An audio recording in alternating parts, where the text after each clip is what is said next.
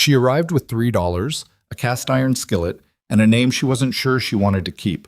The man waiting at the Laramie Depot didn't wave, didn't smile, just stood with his hat pulled low and his jaw set like he was bracing for bad weather. And maybe he was, because Evelyn Carter had a look about her that most men in Wyoming hadn't seen before. The look of someone who had already lost everything and wasn't afraid of losing more. She was 25 years old, unmarried until today, and she had exactly one plan: survive. What she didn't know yet was that the ranch she was riding toward was already half dead, and the man she'd just married might be the last one willing to admit it. If you've made it this far, stay with me. Hit that like button and drop the name of the city you're watching from. I want to see just how far this story travels. The train had been running 4 hours late out of Cheyenne, which gave Evelyn Carter plenty of time to reconsider every decision she'd made in the past 6 weeks. She sat with her back against the window and her suitcase wedged between her ankles so nobody could lift it while she slept, which she didn't. Sleep had been difficult since the letter arrived. Since before the letter, if she was being honest with herself, which she generally tried to be, even when honesty was the less comfortable option. The letter had come through Mrs. Aldridge at the boarding house, who had connections to a matrimonial agency out of Denver. The agency had connections to ranchers, miners, mill operators, and various other frontier men who needed wives the way they needed tools, practically, without sentiment. Evelyn had read the letter twice, folded it, put it in her apron pocket, and gone back to washing dishes. Then she'd read it again at midnight by candlelight and made up her mind before dawn. Caleb Rowe, age 34. Cattle and grain.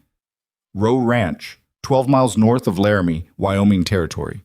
Looking for a capable woman. Hard work expected. Fair treatment guaranteed. Fair treatment. That was the part that got her. Not love, not companionship, not even kindness, just fair treatment. It was the most honest advertisement she'd ever read from a man, and she'd decided that meant something. What it meant, she was still working out. The depot at Laramie was smaller than she'd pictured. Everything out here was smaller or bigger than she pictured, never the right size. The platform was weathered board that flexed under her boots, and the sky above it was enormous in the way Wyoming sky always was, like it was trying to make a point about human insignificance. Evelyn had grown up in Missouri, where the sky was something you saw between buildings and tree lines. Out here it pressed down on you from every direction. She spotted him before he spotted her, which she took as a small advantage. Caleb Rowe was taller than she'd expected from the brief description the agency provided. He stood at the far end of the platform with one hand resting on a post and the other holding his hat against the wind, and he was scanning the passengers coming off the train with the focused, assessing look of a man checking livestock at auction. When his eyes landed on her, they didn't warm up exactly, but they steadied, like he'd made a calculation and was satisfied with the initial result. She walked straight at him, which seemed to surprise him a little. "Mr. Rowe," she said. "Miss Carter." He looked at the suitcase and the skillet she was carrying by the handle, and something passed across his face that might have been amusement and might have been something else entirely. "That all you brought?" "That's all I own." He nodded slowly, like that was an acceptable answer. "Wagons out front. Preacher's waiting at his house. Said he'd do the ceremony quick so we can get back before dark." "That's fine." They walked side by side to the wagon without speaking, and Evelyn noted the state of the horses. A matched pair of roans that were tired but not poorly kept, which told her something, and the wagon itself, which was solid but old, the paint long gone, and the wood beginning to check along the sideboards. She filed it away. The ceremony took 11 minutes. She counted. The preacher's wife cried a little, which Evelyn found touching and slightly bewildering, since she herself felt mostly just tired. Caleb said his words in a flat voice that was neither cold nor warm, just matter of fact, and Evelyn said hers the same way.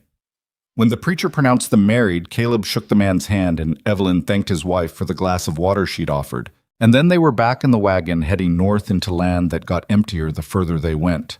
"You done ranch work before?" Caleb asked, about a mile out of town. "Some, not cattle, more gardens and kitchen work." "Kitchen's what we need most right now." He said it like it cost him something to admit. "How many men on the ranch?" 8, down from 14. She glanced at him. "What happened to the other 6? "Left." He kept his eyes on the road. When the pay got thin. And the pay got thin because things got hard. His jaw tightened. I'll explain the situation when we get there. There's a lot of it.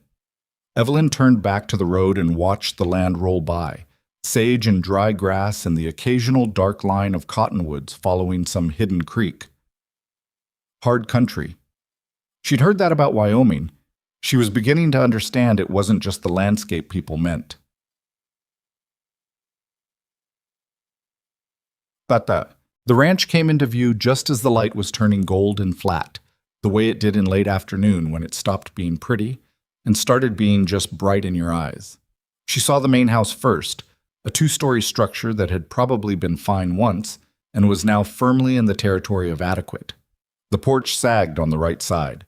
Two windows on the upper floor had boards where glass should have been. The barn behind it was in better shape, which told her where Caleb's priorities had been, and she filed that away too. 3 of the ranch hands were visible in the yard as the wagon pulled in. They looked at Evelyn with the particular combination of curiosity and caution that men use when they're not sure whether a new presence is going to make their lives better or more complicated. She gave them a nod that she hoped communicated competence without arrogance, and climbed down from the wagon before Caleb could offer to help. "That's Walt," Caleb said, gesturing to a heavy-set man in his 40s with a graying beard and the kind of permanent squint that came from years outdoors. "He's been here longest, knows the operation." Walt looked at her with eyes that were neither welcoming nor hostile, just measuring. "Ma'am? Mr. Walt?" She held out her hand and he shook it, which surprised him a little. "I'd like a tour of the kitchen first thing, if that's possible." That surprised him more. "Kitchen? Before I unpack, before I do anything else." She smiled, not the performative kind, but the real kind that showed in the corners. "I need to know what I'm working with." Walt looked at Caleb, who gave a small shrug that seemed to say, "She's not mine to explain." And that was the beginning of things between them. Not a conflict, not an alliance, just a mutual acknowledgement that Evelyn Carter was going to be her own category of problem or solution, and time would determine which. The kitchen was worse than she'd imagined, and she'd imagined something fairly bad. It was a long, low-ceilinged room at the back of the house with a massive iron range that needed re-blacking, a work table that had been scrubbed down to bare wood, and shelves that were about 2/3 empty in a way that wasn't the result of recent use but of gradual depletion. She opened every cabinet and every crate and every bin, saying nothing, just cataloging. Cornmeal. Some dried beans, not much. Salt pork, barely a side's worth. A sack of flour that had seen better days. Coffee, almost gone. A few questionable potatoes that were more eye than potato at this point. Dried apples, half a crate. "When did the men last have a real meal?" she asked. She was still looking at the shelves. Walt, who had followed her in out of some combination of obligation and curiosity, was quiet for a moment. "Define real." She turned around and looked at him directly. Meat that didn't come out of a tin. Bread that wasn't half raw in the middle. Something that took longer than 15 minutes to make. Walt rubbed the back of his neck. "Couple of weeks, maybe. We had a cook, old Hector. He left in March." "March? That's almost 2 months." "Yes, ma'am." She set the cast iron skillet down on the work table with a solid, declarative sound. "All right. Where's the nearest town that has a decent general store?" "Crandall's in Millbrook, 8 miles east." "How much credit does the ranch have with Crandall's?" Walt's expression did something complicated. "That'd be a question for Mr. Rowe." She found Caleb in the study, if you could call it that. It was more a room with a desk that had been overwhelmed by paper, and knocked on the open door. He looked up from whatever he was reviewing with an expression that was already a little guarded, like he was waiting for the first complaint. "What's the situation with Crandall's?" she asked. "The general store in Millbrook." He was quiet a moment, which told her something before he spoke. "We have some credit." "How much?" "Enough for basics." "Caleb." She stepped into the room, which made him sit up slightly. "I'm going to need to know the actual numbers, not summaries, not reassurances. The numbers." He looked at her for a long moment, really looked at her, she thought, maybe for the first time since the depot. Then he gestured at the chair across from his desk. "Sit down," he said. "There's a lot to explain." Well, the lot was considerable. The ranch had been his father's, built up over 20 years to a respectable size. 400 acres of grazing land, a solid cattle operation, contracts with 2 beef buyers in Cheyenne. When his father died 3 years ago, Caleb had inherited it along with the debt his father had taken on to buy the East Pasture expansion, which had seemed like a reasonable investment right up until the winter of '77, when they lost 30% of the herd to a brutal cold snap and the beef price dropped simultaneously, as if the market and the weather had conspired together. He'd been clawing his way back since, paying down the debt when he could, losing men when he couldn't make payroll, cutting every expenditure that could be cut. The kitchen had been one of the casualties. Good food cost money, so they ate badly, which made the men miserable, which made them leave, which made everything harder. It was the kind of spiral that was easy to see from the outside and nearly impossible to stop from the inside. "The land is sound," he said, and for the first time his voice had something in it other than flat restraint. Something that might have been pride, or the shadow of it. "The grass is good, the water rights are clean. If I can get through this next year without losing more men and get the herd built back up to a workable size, how much is the debt?" He named a number. It was larger than she'd hoped and smaller than she'd feared, which she supposed was something. And the monthly shortfall? Another number. She did the math in her head the way she'd always done. Her mother had taught her arithmetic before she taught her to read, on the practical grounds that numbers kept you from being cheated. The math was not encouraging, but it was not impossible. "How long do you have before the bank calls the note?" she asked. 14 months. Maybe 16 if I can negotiate. She nodded once. 14 months was something to work with. It wasn't comfortable, but it was a number, and she'd always preferred a bad number she knew to a vague worry she didn't. "I'm going to need a wagon day after tomorrow," she said, standing. "And I'll need to go over the full inventory with you tomorrow morning, everything, not just the kitchen." He blinked. "What are you planning?" "First, I'm going to feed your men properly." She picked up the skillet from where she'd set it against the door frame. "After that, we'll see." She left him sitting at the desk with the look of a man who had expected a wife and wasn't entirely sure what he'd gotten. That first night she made cornmeal porridge with the last of the salt pork cut fine and fried down so the fat rendered into the corn, and a pan of cornbread with a crust that crackled when you broke it. It wasn't a grand meal. She wasn't pretending it was. But she took her time with it, got the heat right on that iron range, which needed work but was fundamentally sound. And when she set it on the table in the long bunkhouse where the men ate, the smell of it preceded her by about 30 seconds. 8 men. They came in from the evening with the slow, habitual wariness of people who had learned not to expect much, and they stopped when they smelled it. "Sit down," she said, which they did. She watched them eat. That was the thing about cooking for people that she'd never been able to explain to anyone who hadn't felt it. The eating was the feedback, better than any words. And these men ate like the food mattered, which it did, and like they hadn't had anything that mattered in a while, which they hadn't. A young hand named Danny, who couldn't have been older than 19 and had a front tooth missing from some mishap he hadn't explained, looked up from his bowl with an expression that was almost shy. "Ma'am, this is real good." "Thank you, Danny." "You know how to make sourdough bread? Old Hector used to make it, but it always came out kind of—" He made a vague apologetic gesture with his spoon. "I know how to make sourdough." He nodded with the gravity of someone receiving important news. Walt, at the far end of the table, said nothing, but he cleaned his bowl completely and then looked at it for a moment like he was surprised by its emptiness. Caleb ate alone at the house, as was apparently his habit. She sent a plate with Danny to deliver it, and didn't ask later if he'd eaten it, but the plate came back empty. That was enough for night 1. The next 2 days, Evelyn spent in systematic assessment, which was not the romantic version of a new bride settling into her home and not the dramatic version either.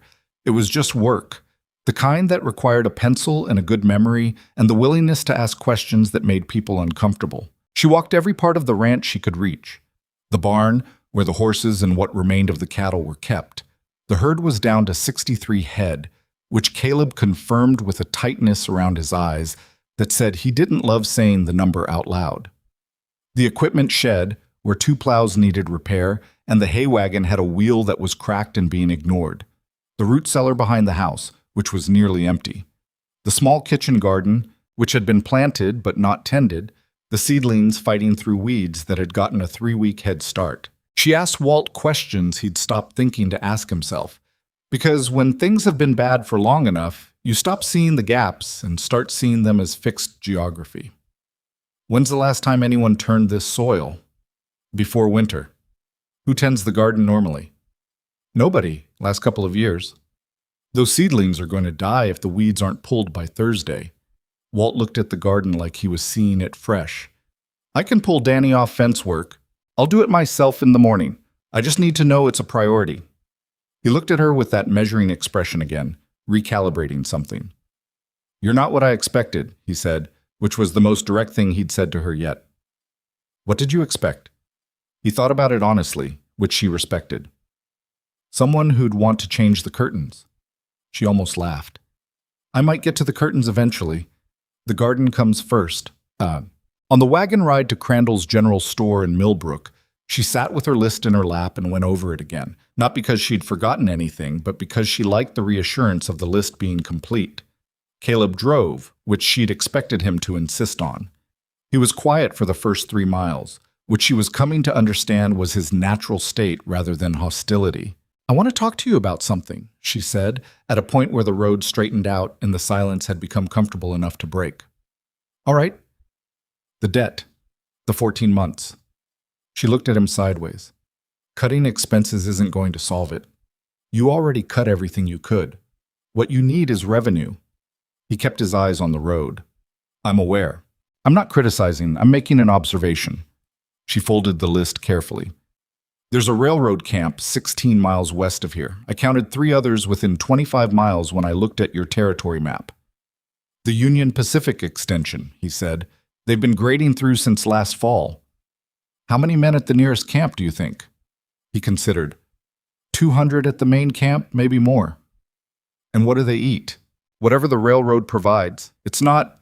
He paused, turning something over. It's not good, from what I've heard. No, she agreed. It isn't.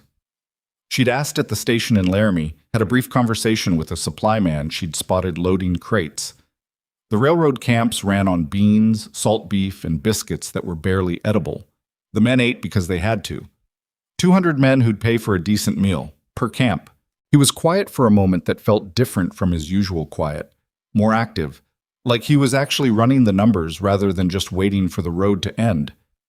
You'd need a wagon set up for cooking, he said. The hay wagon could be converted. It's got a cracked wheel. I know. I put it on the list. He looked at her then, a quick glance that was more direct than anything he'd given her since the depot. You've been thinking about this since you arrived. I've been thinking about it since the train, she said. I had 4 hours and nothing else to do. He was quiet again for a stretch of sage flats. She let him think. It's not a sure thing, he said finally. Nothing out here is. The camps move. The railroad pushes on, the camp follows. You'd be chasing them. I know. It'd be hard work, harder than the ranch kitchen. She looked at him steadily. Mr. Rowe, I arrived with a suitcase and a skillet. Hard work is not a deterrent. Something shifted in his expression, not warmth exactly, but acknowledgement, like a door opening a crack and then deciding to stay that way for a while. Let me think on it, he said. Take your time. We have a few weeks before we could be operational. She unfolded her list again. Now Crandall's. Do they carry molasses? Probably. Good. I want to make the men gingerbread tonight. He stared at her. Gingerbread. It's good for morale, she said, with perfect seriousness. I found that people work harder when they have something to look forward to at the end of the day. Caleb Rowe rode the remaining miles to Millbrook in silence, but it was a different quality of silence than before. Less like a closed door, more like a man reconsidering the room he was standing in and whether he'd been measuring it right all along. Crandall's General Store was a low-ceilinged building that smelled of coffee and leather, and the particular dusty sweetness of dried goods, and the man behind the counter, presumably Crandall himself, a compact, white-haired man with the alert eyes of someone who'd spent 40 years noticing things people didn't think he noticed, looked up when they came in and registered Evelyn with an expression that was professional and curious in equal measure. Rowe, he said. Crandall, this is my wife, Evelyn. Ma'am. He nodded to her, then looked back at Caleb with a slight shift in his expression that Evelyn read as, Wife. Interesting. Explain later. I have a list, Evelyn said, and set it on the counter. Crandall looked at the list. It was long and specific. His eyebrows rose incrementally as he read down it. Most of this I can fill, he said. The vanilla extract I'd have to order, and the nutmeg might take a week. The vanilla can wait. The nutmeg, she considered. Is there anyone in town who might have some? Sometimes people have kitchen stores that aren't on the shelf. He studied her for a moment. Mrs. Harmon might. She came from back east, keeps a full kitchen. He said this with the vague unease of a frontier man who considered a full kitchen a slightly suspicious concept. I'll call on her, Evelyn said. If you could fill what you have and hold the rest for a week, I can do that. He looked at Caleb again. You want this on account? Caleb opened his mouth and Evelyn said, Yes, and I'd like to discuss the account terms if you have a few minutes. Both men looked at her. The current terms, she said pleasantly, and whether there's any flexibility in them. We're looking to expand operations, which will mean more purchasing through here. Volume tends to be worth something to most merchants. Crandall's expression went through several stages and settled on something that was almost amused. He looked at Caleb. She always like this? I'm only just finding out, Caleb said. She made the gingerbread that evening, and the smell of it hit the bunkhouse before the men came in for supper, and Danny stopped in the doorway with his hat in his hand and an expression that was so purely surprised and pleased that Evelyn had to look away because it was almost too honest to witness. Is that... He sniffed. Is that cake? Gingerbread, she said. Sit down.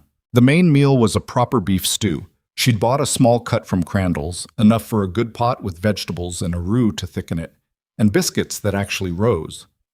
She'd fixed the damper on the range that morning, adjusting the flue with a piece of wire and a confidence born of having worked with difficult stoves before, and the heat was even now, which made all the difference. The men ate. They said thank you, most of them, in the quiet, sincere way of people who meant it and didn't say things they didn't mean. Walt ate his gingerbread in 3 slow bites, like he was paying attention to it. I want to ask you all something, Evelyn said, when the meal was settling. 8 faces looked at her. She'd learned all their names by then. Walt, Danny, Thomas, who was 40 and kept to himself, brothers Miguel and Ernesto, who were from down south and spoke to each other in Spanish when they thought nobody was listening, a young man named Pete, who had a laugh that arrived before the joke, and 2 others, Owen and Cal, who were steady workers and said little. If the ranch had a wagon fitted out as a kitchen, and we were supplying meals to the railroad camps to the west, would any of you be willing to drive that wagon and help with the work? In addition to regular duties? They exchanged glances, the kind that happen between people who live and work together and have a shorthand that doesn't need words. Walt said, What kind of addition to regular duties? Fair question. There'd be extra pay when the operation starts making money. I'm not promising you extra money we don't have. I'm saying it will be there. How sure are you of that? Owen asked, cautious but not hostile. I'm not completely sure, she said, which made a couple of them relax in a way that overconfident promises never would have. But I've done the math, and the math is good. I know what those camps are eating, and I know what they'd pay for better. The numbers work. Thomas, who never spoke first, said quietly, My cousin works a camp 30 miles west of here. Says the food's bad enough men lose weight over the season. He looked at his empty bowl. After tonight, I wouldn't be opposed.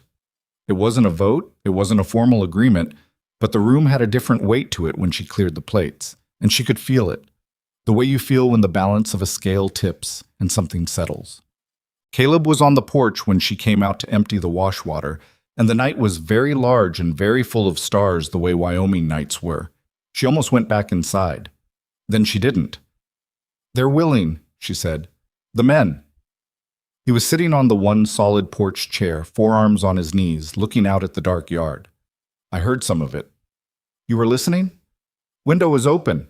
He didn't sound apologetic about it. It was a good conversation. She sat down on the porch steps because there wasn't another chair, and she wasn't going to stand like she was waiting for permission to stop moving. The step was rough under her hands, weathered soft at the center from years of boots. You said you'd think about the wagon plan, she said. I thought about it. And? He was quiet for a moment, the kind of quiet that was turning something over. The wheel on the hay wagon. If I take it into Millbrook Hanson at the smithy can replace it in a day. I can rig a box for the range if we get the small one out of the summer kitchen. It's old, but it works." He paused. "There's a canvas tarp in the equipment shed that would do for a cover." She looked at him sideways. "That sounds like a plan, not a maybe." "It's a maybe that's 90% of the way to a plan," he said. He glanced at her, and for the first time she saw something in his face that wasn't guarded, something that might, in a different man in a different mood, have been called hope, though Caleb Rowe looked like a man who'd been careful with that word for a long time. "You did something tonight. Made dinner. You made those men want to stay." He said it simply, like it was a fact he was reading off a page. "2 of them were going to leave next week. I know because Walt told me. They weren't going to make any announcement about it. Just go." She absorbed that. "Do you think they'll stay now?" "Tonight they will." He looked back at the yard. "You'll have to keep feeding them." "That's exactly what I intend to do." He nodded once. She got up from the step, dusted off her skirt, the one she'd worn for the wedding that morning. It felt like it belonged to a different day entirely, and picked up the empty wash basin. "Mr. Rowe," she said. "Caleb," he said, which was the first time he'd offered it.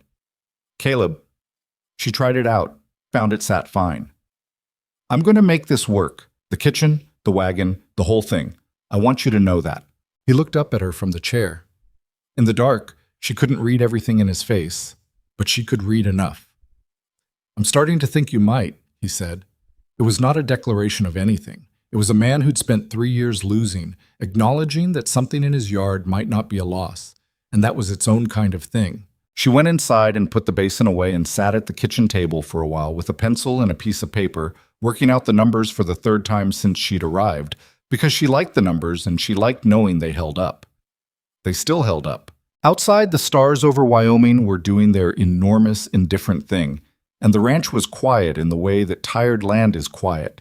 Not peaceful exactly, but resting, holding itself together through the night so it could try again in the morning. Evelyn Carter blew out the lamp and went to bed. Tomorrow the work would begin in earnest. The gingerbread was gone by morning. She found the pan empty on the bunkhouse table when she went in to start the breakfast fire, scraped clean in a way that told her someone had come back for it in the night rather than let it sit. She didn't mention it to anyone. She just noted it and moved on, because that was the kind of information that was more useful kept than spoken. Breakfast was cornmeal mush with the last of the salt pork fried crisp on top, and coffee that was actually strong enough to merit the name, which seemed to be a novelty. Danny came in early and stood near the range with his hands wrapped around his cup like he was warming more than just his fingers, and Evelyn worked around him without asking him to move, which she could see surprised him. "You sleep all right?" she asked, not because she particularly needed to know, but because he looked like someone who hadn't. "Fair enough," he said. Then, "I was thinking about what you said last night, about the wagon." "Were you?" "I can drive," he said. "I'm good with horses. Walt'll tell you." She glanced at him over her shoulder. He was trying to sound casual about it, and not quite succeeding. "I'll keep that in mind, Danny."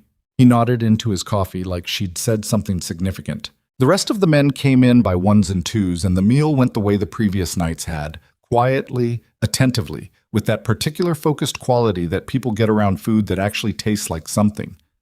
Thomas said nothing, as was his way, but he took a second helping without being asked. The brothers Miguel and Ernesto spoke in low Spanish to each other, and once Miguel looked up and said to her in careful English, "My mother makes it like this. The cornmeal." He seemed unsure whether that was a compliment or just an observation. "Tell me how she makes hers," Evelyn said. "I'd like to know." He blinked, then described it, a variation with dried chilies and something his mother called masa, that was different from regular cornmeal, and Evelyn asked 2 or 3 specific questions that made him realize she was actually listening, and by the end of it he was speaking more comfortably than she'd yet heard him. Ernesto watched this exchange with the expression of a man watching a magic trick he couldn't quite identify. Walt, eating at the end of the table with the quiet authority of a man who'd been at this ranch long enough to have opinions about everything, said nothing during any of this.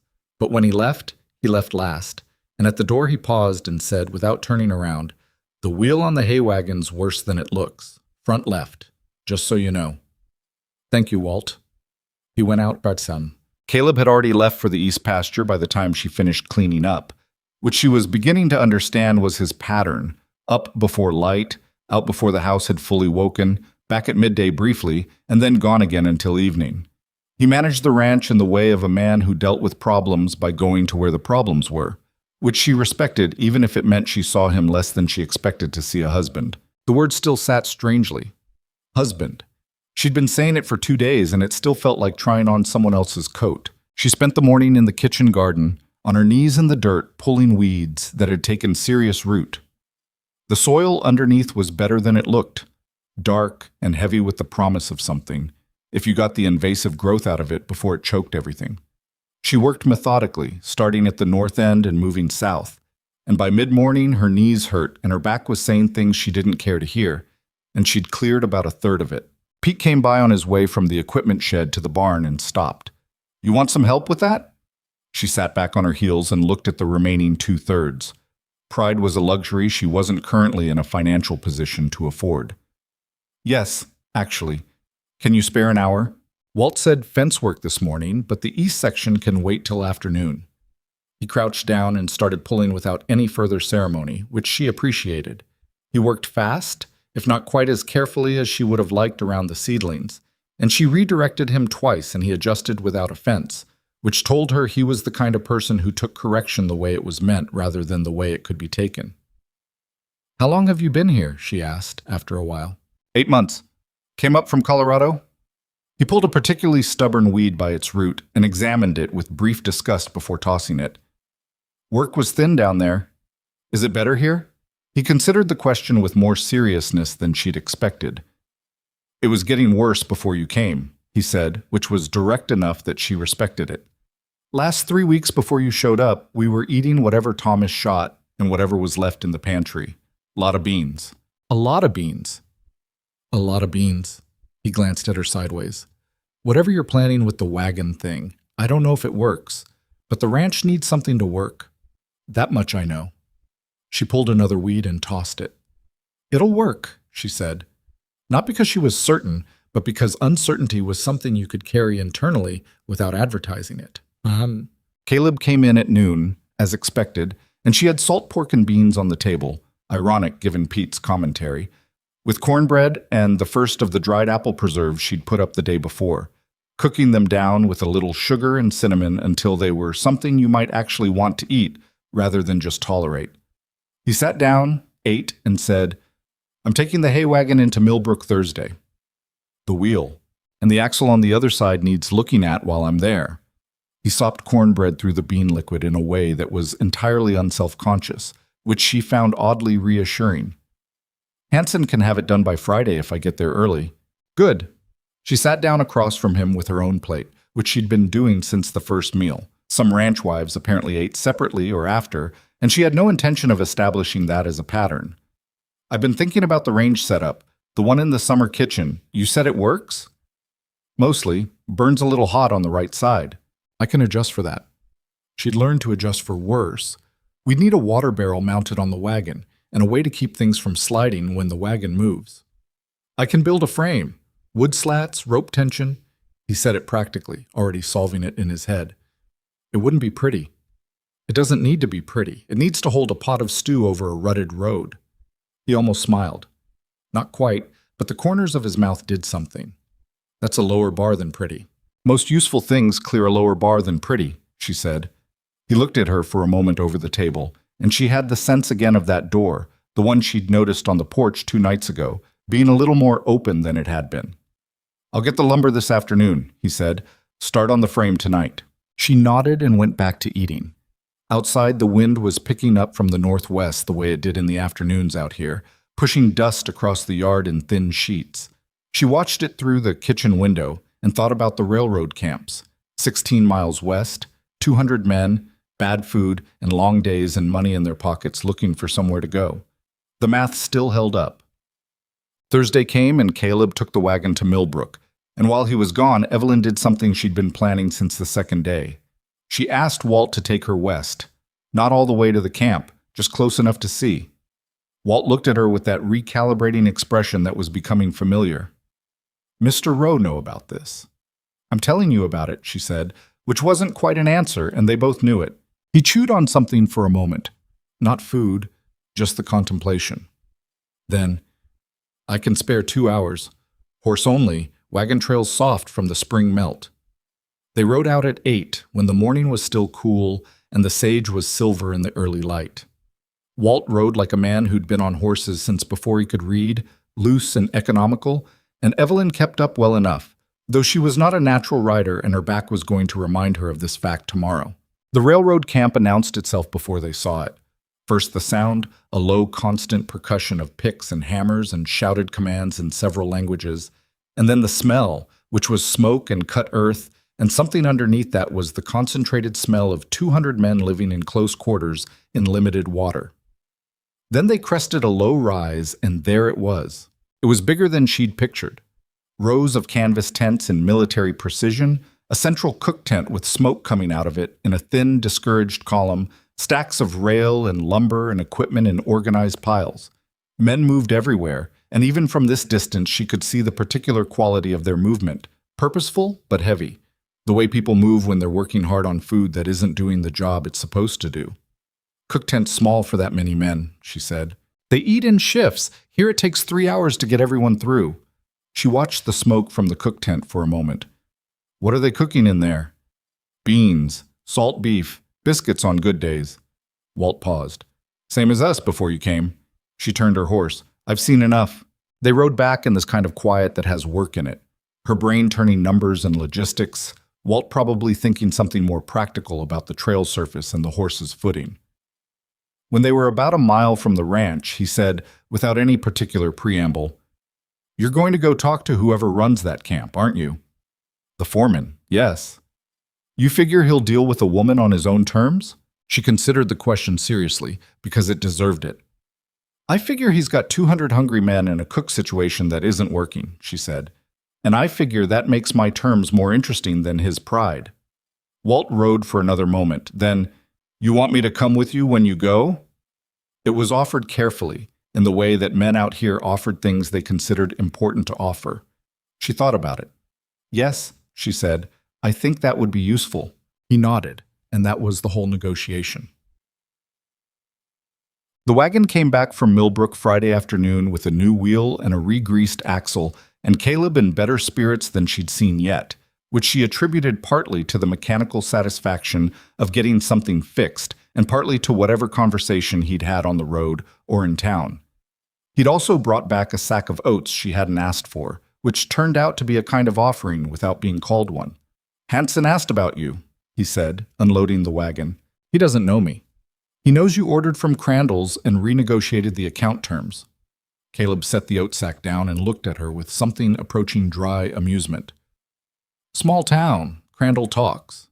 Is that a problem? Not the kind you need to worry about. He picked up a length of lumber from the wagon bed. This is for the frame. I cut it to size in Millbrook. She looked at the lumber, then at him. You figured out the measurements yesterday?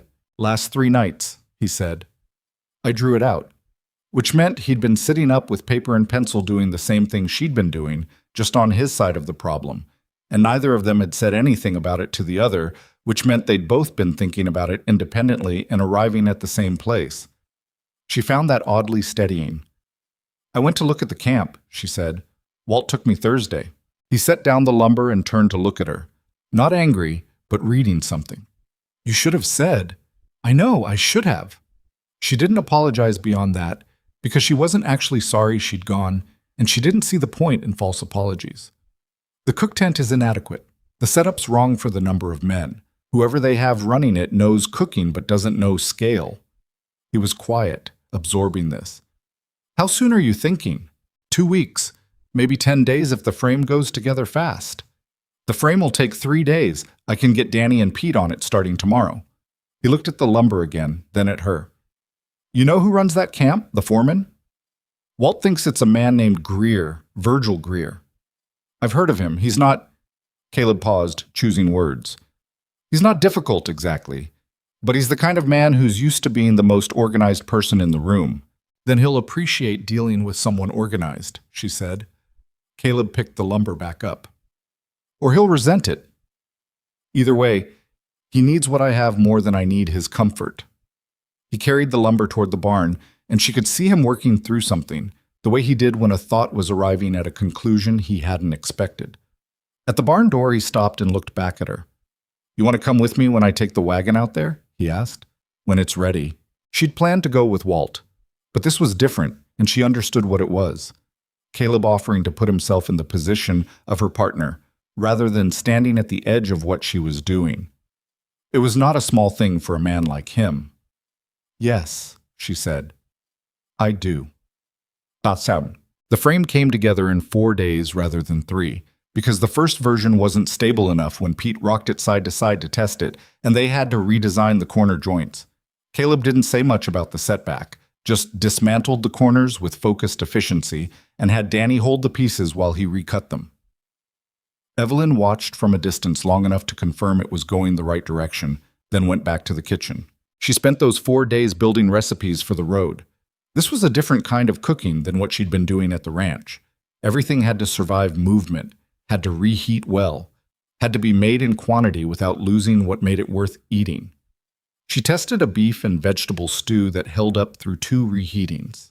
She worked out a bread recipe that could be mixed the night before and baked in the wagon range's small oven in batches. She made a thick bean soup that Miguel told her was better than anything in the camp they'd left in Colorado, which she took as meaningful field research. She also, with a piece of paper and a lot of erasing, worked out her pricing. This was the part that made her nervous, which she didn't tell anyone. Pricing was the thing you could get wrong in both directions. Too cheap, and you were working yourself to exhaustion for nothing. Too expensive, and you lost the contract before you started. She knew what railroad men made, more or less. She knew what they spent on cards and whiskey when they had something to spend. She knew what value meant to a man who'd been eating bad beans for 3 months. She wrote down a number, crossed it out, wrote another, stared at it for a long time, wrote it down again, bigger, like size might make her more certain of it. It didn't, but she kept it anyway. Walt found her at the kitchen table at a late hour, the lamp burning low, the paper with numbers in front of her. "You're up late," he said. He'd come in for water, which she kept in a pitcher on the counter. "So are you." He poured a cup and stood there for a moment looking at her with the particular expression of a man who has something to say and is deciding whether it's his place to say it. She'd learned enough about Walt by now to recognize this as a rarer occurrence than it looked. He wasn't a man who hesitated often. "You worried about Greer?" he asked finally. "A little." "Don't be." He said it simply, like it was easy. Then, be ready for him. But don't let him think you're not. She looked at him. "What do you know about him?" "Enough." He put the cup down. "He's a fair man if he thinks you're worth his time. If he doesn't think that, he'll be polite about dismissing you. The trick is the first 3 minutes. What happens in the first 3 minutes? He decides." Walt picked up the cup again. "Same as most men, honestly. They make up their mind fast and then spend the rest of the conversation looking for reasons they were right." He paused. "You just have to make sure what they see in the first 3 minutes gives them the right idea." She thought about that after he went back to his bunk. It was good advice, the kind that came from watching people rather than reading about them. She looked at her pricing numbers one more time and made one small adjustment, not to the price itself, but to how she'd present it, the order in which she'd say the things she planned to say. Then she put the paper away and blew out the lamp. The wagon frame, out in the barn, was nearly done. The summer kitchen range was cleaned and tested and waiting. The recipes were worked out. The numbers, such as they were, made sense. All that was left was a man named Virgil Greer in the first 3 minutes. She had learned in 25 years of a life that had required more improvisation than planning, that you could prepare endlessly and still have everything go sideways in ways you didn't predict. That was true. But she'd also learned that preparation wasn't about controlling outcomes. It was about giving yourself enough ground to stand on when things went sideways so you could find your footing and keep going. She had that ground. Barely, but she had it. That would have to be enough. They left for the railroad camp on a Tuesday, which was not a significant day in any calendar sense, but felt significant anyway. The way certain mornings do when you know you're crossing from one version of things into another. Evelyn was up at 4. She'd planned to be, had lain awake in the gray dark listening to the ranch settle around her until the hour was right. Then dressed in the clothes she'd laid out the night before. Her second-best skirt, which was practical without being worn, and a shirtwaist that was clean and pressed and communicated something without announcing it. She'd thought about what to wear the way she'd thought about the pricing, deliberately, because first impressions were a resource you only got to spend once. The stew had been made the night before and sat in the covered pot, needing only reheating. The bread had proofed overnight and went into the wagon range at 4:30, and by 5 the smell of it was drifting out across the yard in the cool, dark air. Caleb appeared in the kitchen doorway at 5:15, already dressed, hat in hand. He looked at the operation she had running, bread in the oven, pot on the range, the supply crates she'd packed the night before stacked near the door, and said nothing for a moment. "Coffee's on the left," she said, without turning around. He poured a cup and leaned against the counter and watched her work. It was the kind of watching that wasn't surveillance, more like a man recalibrating his understanding of something he thought he'd already figured out. "Walt and Danny are hitching the wagon," he said. "Good. We should leave by 6 if we want to get there before the second breakfast shift." "You know their shift schedule?" Walt asked around in Millbrook. She checked the bread. Not quite. "There's a man at the feed store whose brother works the camp supply line. He talked." Caleb drank his coffee. "You've been working this for 2 weeks." "I've been working this since the train from Cheyenne," she said. "I just needed the wagon ready before I could do anything with it." He was quiet again. Outside, she could hear Walt saying something to Danny in a low, carrying voice, and Danny's response higher and quicker. The horses moving in the harness. The ordinary sounds of a morning that was about to become something else. The bread was done. The wagon was not a beautiful thing.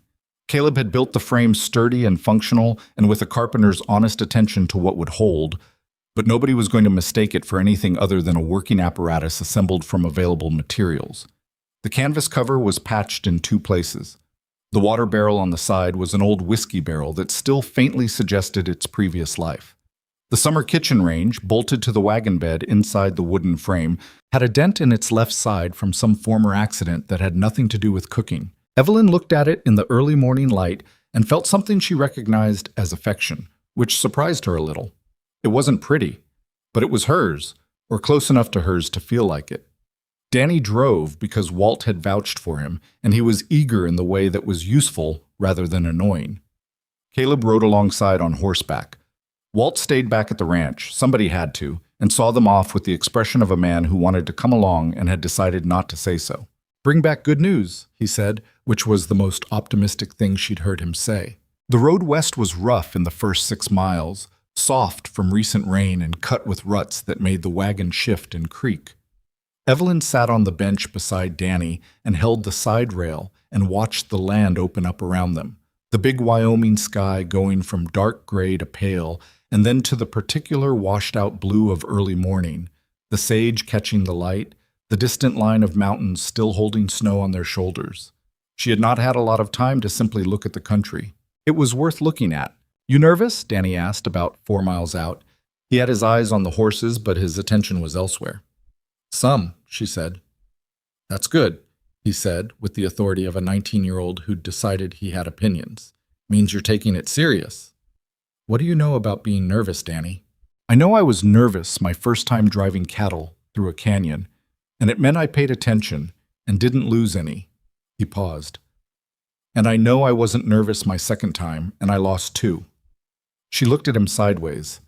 He was grinning at the road ahead, pleased with his own logic. "Fair point," she said. They heard the camp before they saw it, same as before. That low industrial percussion, the layered noise of several hundred men in motion. But coming in with the wagon was different from observing from a rise. Coming in with the wagon meant committing to the approach, and Evelyn felt the difference in her chest, the tightening that wasn't quite fear but was related to it. Caleb pulled his horse alongside the wagon as they came over the last low hill. "See that big tent on the north side? That's the foreman's office. We ask for Greer there." "All right. Let me start the introduction," he said. "Then it's yours." She looked at him. It was a careful thing he'd said, not "I'll handle it, but let me start," which was the difference between a man who understood the situation and one who didn't. She nodded. They pulled the wagon to a clear area near the edge of the camp, close enough to be visible, but not so close as to be presumptuous, and Danny set the break with the serious expression of someone who understood the stakes of his small part in this. Caleb dismounted and walked toward the foreman's tent, and Evelyn fell into step beside him.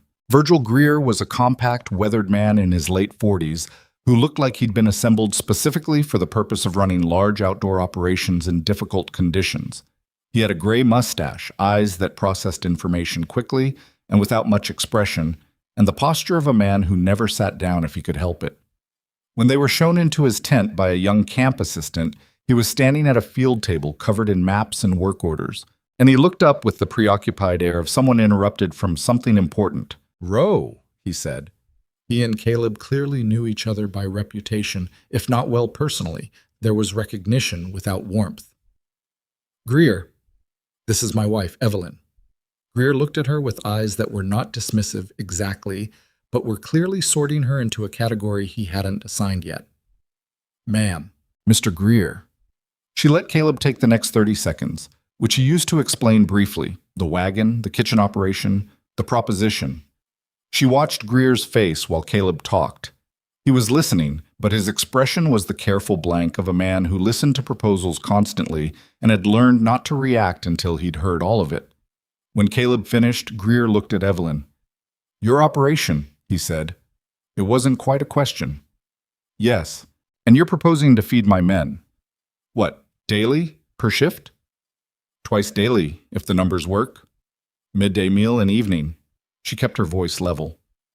"Full hot meals, not reheated tin fare, real bread, protein, vegetables when available." Greer's expression didn't change. "My cook tent handles 300 men." "In 3 hours?" she said. "I know. Your cook is working a setup designed for 150. Something shifted slightly in his face. Not offense, more like the recognition of a correct statement he'd been too busy to make himself. "And your wagon handles 80 at a time to start. I'd suggest running my service alongside yours, not instead of it. Different shifts or overflow." She pulled the folded paper from her pocket, her pricing, the numbers she'd worked over for 2 weeks, and set it on his map table. "My rates, per man, per meal, with a volume discount at 200 or above." He picked up the paper and read it. He was a fast reader. She watched his eyes move and stop, move and stop. "This is higher than the company's per meal budget," he said, "by 11 cents per man." "That's not nothing." "No," she agreed, "but your current arrangement is costing you productivity. Men eating bad food work slower, make more mistakes, have lower morale. That has a cost too, just one that doesn't show up on the meal line." She paused. "I'm not asking you to take my word for it. Let me cook one midday service. You watch how your men eat and what they say after, then decide." Greer looked at her for a long moment, then at Caleb, then back at her. She had the clear sense he was trying to determine whether she was an unusual woman or an unusually prepared one, and was arriving at the conclusion that the distinction might not matter. "One service," he said. "Today, if my foremen say the men liked it, we talk about a trial week." "Agreed." He looked at the pricing sheet again. "I'm not promising these rates. I'm not asking you to, not yet." The corner of his mustache moved slightly. "All right, Mrs. Rowe, let's see what you brought." What she brought was the beef stew and the bread and a pot of the thick bean soup, and Danny had kept the range going on the road, so the stew was hot when they opened the wagon and set up the serving area. She'd brought a folding table, an old one from the ranch house that had been sitting in the barn, and set it up alongside the wagon, and the smell came out of the covered wagon like something escaping. It was the smell that did it first. She'd counted on that. Smell reached people before anything else. The first men came not because they were directed to, but because they were passing near, and the smell stopped them. Then they came because they saw other men stopping, and then because word moved through a work camp at a speed that never ceased to be remarkable. By the time the first bowl was served, there were 40 men in a loose formation that was trying to be a line and not quite managing it. She served fast and without fuss, Danny beside her handling the bread, and she kept track of faces. The ones that went surprised on the first bite, the ones that looked down at the bowl like they were reassessing something, the ones that finished fast and moved to the back to see if there was any possibility of more. There was not today, but she noted the ones who tried. One of Greer's foremen, a broad man named Sessler, who had the look of someone who'd worked his way up through every rank in the operation, ate standing up near the wagon and said nothing for a long time. Then he said, to nobody in particular, "Where did this stew come from?" "Row Ranch," Danny said helpfully. 12 miles east. Sessler looked at Danny, then at Evelyn, then at the bowl. 12 miles. Yes, sir. He finished the bowl and set it down on the table and said, still to nobody in particular, "It's better warm," which was both obvious and somehow a judgment on every meal he'd had here in the past 4 months. Evelyn kept serving. Greer came to find her when the service was done and the men were drifting back to their work with the different quality of movement that came from people who'd eaten something that actually registered. He stood at the edge of the wagon and looked at the empty stew pot with an expression that was close to resigned. "My foremen want to know if you can do this every day," he said. "Not from this wagon, not at this scale, not yet." She was honest about it. "This is a first run. If we agree terms, I can have 2 men assisting and double the output within the week." "The rates you quoted." "Still those rates." He looked at her with the flat-eyed expression of a negotiator who knew she had him and was deciding how much to let that show. 11 cents per man over budget, which the company will approve because productivity is measurable and they're currently losing time to slow workers and sick days that come from poor nutrition. She'd read the railroad company reports at Millbrook's small public library, 2 issues of a trade paper, dry as dust but full of numbers. "I can give you the language for the request if that's useful." He stared at her. "You read the company's operational reports." "Someone should." There was a pause that she recognized as a man revising his estimate of a situation significantly upward. Then, "Trial week," Greer said. "These rates, pending company approval. If the company won't approve, we renegotiate, but I'll advocate for your numbers." "I'd want that in writing." "I'd expect you to," he said, which was not what she'd expected him to say, and she found she liked Virgil Greer more for it. The paperwork was simple, a handwritten agreement on company letterhead that Greer's assistant produced, specifying the trial terms and the rates and the mutual right to terminate with 2 days' notice. Evelyn read it twice, slowly, because she'd learned from her mother that you read everything twice and from her own experience that you read anything with money in it 3 times. On the third read, she found it. It was a small clause near the bottom, almost incidental in its phrasing. Services rendered under this agreement shall be considered exclusive to this camp and its affiliated operations for the duration of the agreement period, renewable at company discretion. The word exclusive was doing a lot of work in that sentence, and the phrase at company discretion was doing the rest. Together, what they meant was, if she signed this as written, the railroad could renew the agreement indefinitely on their terms, and she couldn't go anywhere else with her wagon while they did it. She looked up from the paper. Greer was watching her. "The exclusivity clause," she said. Something crossed his face that was not guilt but was adjacent to it. "Standard contract language. For suppliers who don't have other options, maybe." She set the paper down on the table. "I'm going to need that removed." "I can't remove it unilaterally. It comes from the regional office. Then I need it modified." She thought for a moment. "Exclusive to this camp and its directly affiliated sub-camps. Not the territory, not affiliated operations generally, and renewable requires mutual agreement, not company discretion." Greer looked at the paper. "That's a significant change." "It's an accurate change. You're paying for my services at this camp. You're not buying my wagon." She kept her voice even. "If I sign as written, I'm trading my ability to grow this operation for a 1-week trial that you can extend indefinitely without my consent. That's not a partnership. That's a trap." Greer was quiet. He had his hands flat on the table, and he was looking at the contract, and she could see him deciding whether to be offended or impressed, which in her experience were the only 2 directions a powerful man could go when a woman refused the deal he'd presented. He went in the right direction. "Give me 20 minutes, he said. "I'll telegraph the regional office for modification authority." "Thank you," she said. "I'll wait." She went outside and stood in the thin afternoon sun, and Caleb appeared beside her from wherever he'd been keeping himself during the negotiation, giving her room, she'd realized, which was its own kind of intelligence. "How'd it go?" he asked quietly. "There was a contract clause." He looked at her. "Bad one?" "Attempted one." She squinted into the sun. He's fixing it. Caleb was quiet for a moment, then, You caught it on the third read? Second, she said, which wasn't quite true. She'd seen something on the second read and confirmed it on the third, but she allowed herself the small adjustment. He made a sound that was not quite a laugh, but was the sound a man makes when something settles into place in his understanding of who he's standing next to. The modified contract was the one she signed, with the exclusivity limited to the one camp and its direct work crew, and the renewal language changed to mutual agreement in writing, which was the only language she was willing to accept. Greer shook her hand, which she noted, and told her he'd have the company approval for the rates within 3 days, which he believed and which proved to be accurate. The drive back to the ranch was longer because the road was worse in the afternoon heat, and Danny had to take it slow through the rut section. The wagon creaked, and the water barrel shifted on its mount twice and had to be resecured, and the empty stew pot knocked against its frame with a rhythmic sound that was mildly infuriating. None of this mattered at all. "We got it," Danny said, at some point around mile 4. He'd been sitting with it for a while, and when it finally came out, it sounded like relief more than celebration, like a breath held too long. "We got a trial week," Evelyn said. "That's not the same as getting it.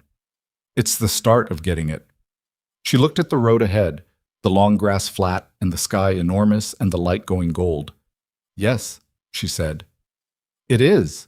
Caleb had ridden on ahead to open the ranch gate, and he was waiting at the yard when the wagon pulled in. Walt came out of the barn and stopped and looked at Evelyn's face, which apparently told him what he needed to know. "Well," Walt said. "Trial week," she said, climbing down. "Modified contract. Their rates, pending company approval."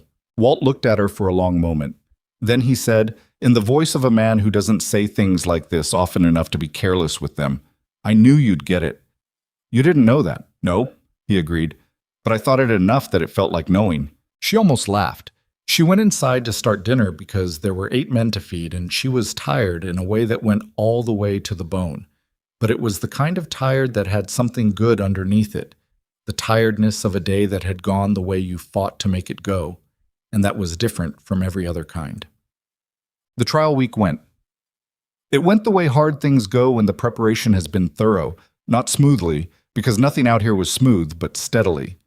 The first day, Danny overstoked the range on the road, and the bread came out darker on the bottom than she wanted, and she adjusted the heat management for day 2.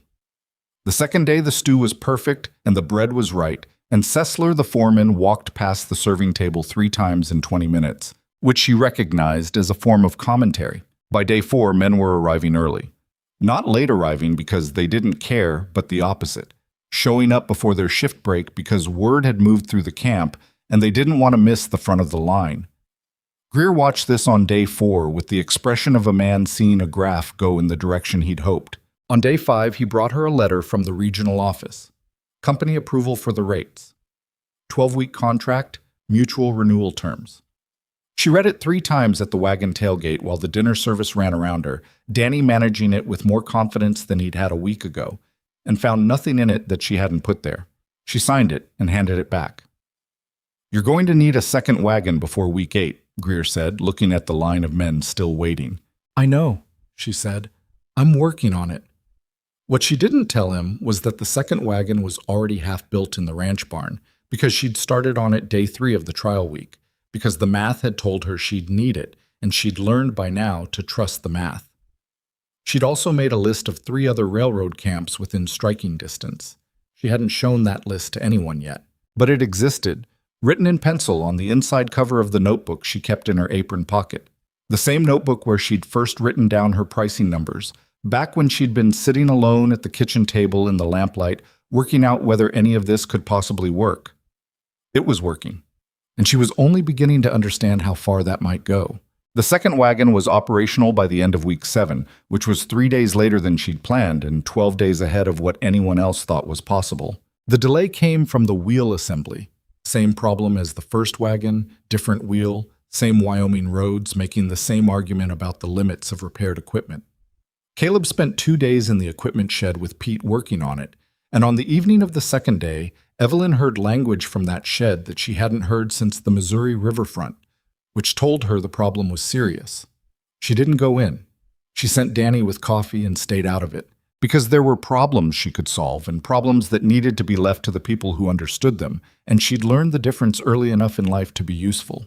When the wheel was finally sorted, Caleb came in for supper with grease on his hands and a cut across 2 knuckles that he hadn't mentioned and probably wasn't going to. "It'll hold," he said, sitting down. "How confident are you in that?" He looked at his knuckles, then at her.